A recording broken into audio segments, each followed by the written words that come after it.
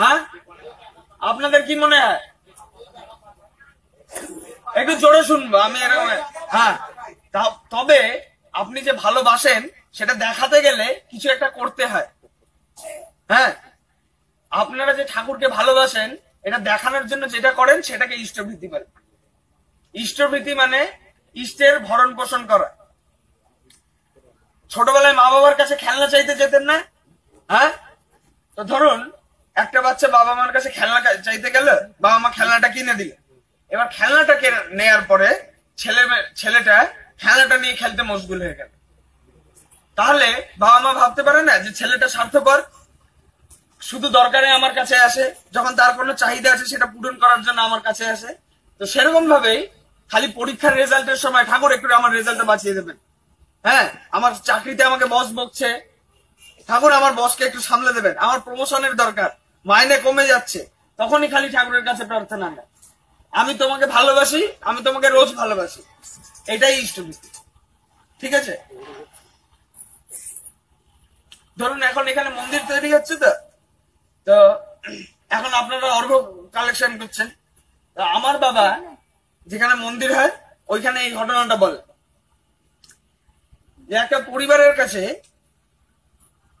একটা দূরের একটা পরিবার, তার কাছে, তারা নন্দীক্ষিত পরিবার, তো মন্দির হচ্ছে তাদের এখানে, তো তারা কালেকশন করতে গেছে তাদের বাড়িতে। তো একটা গরিব দুস্থ পরিবার, আপনাদের সামর্থ্য অনুযায়ী যা কুলাবে তাই দেবেন, আপনারা যেরকম বলে থাকেন। এরপর ওই পরিবারের যে পুরুষ ব্যক্তি সে বলছে আমার আজকে আমাদের দ্বারা দেয়া সম্ভব না, আমরা পরে দেব, কিছুদিন বাদে এসে। তো কিছুদিন বাদে সেই ঋত্বিক দাদা তার দলবল সম্বল নিয়ে গেছেন আবার তাদের বাড়িতে।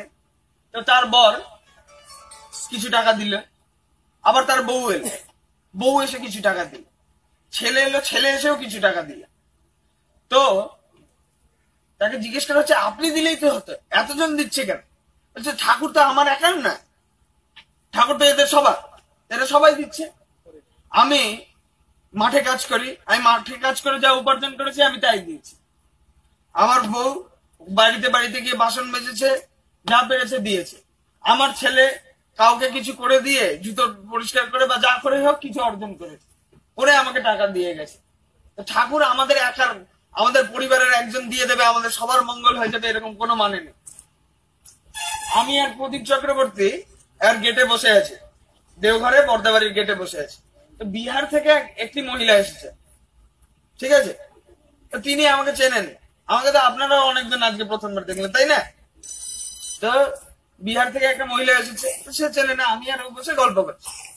তো মহিলাটা এসে বলছে, কথায় কথায় উঠেছে প্রসঙ্গ যে তিনি ইষ্টভৃতি জমা করতে এসেছেন। তো ইষ্টভৃতি জমা করার কথা তিনি বলছেন আমি আমার বরের ইষ্টভৃতিটাও করি। হ্যাঁ, তাহলে আপনি তো আপনার বরের ইষ্টভৃতি করতে পারেন না, যার ইষ্টভৃতি তাকেই করতে হয়। আমি এটা বলেছি। বলছে কেন? আমি তো তার অর্ধাঙ্গিনী, আর আমি তো দানই করছি, তাহলে তো আমার পাপ খণ্ডন হচ্ছে। হ্যাঁ, এটা বলেছে। আমি বললাম আপনি খাওয়ার খেলে কি আপনার বরের পেট ভরে যায়? আপনি তো তার অর্ধাঙ্গিনী, যার কাজ তাকেই করতে হয়। তো সে আমাকে বলছে মহিলা হাম বাবাইদা সে পুছেঙ্গে। আমি বললাম হ্যাঁ জরুর পুছিয়েগে। আর আমি আর প্রদীপ তারপরে বসে বসে হাসছিলাম কিছুক্ষণ। তো এরকম ভাবে কথা বলা যায়।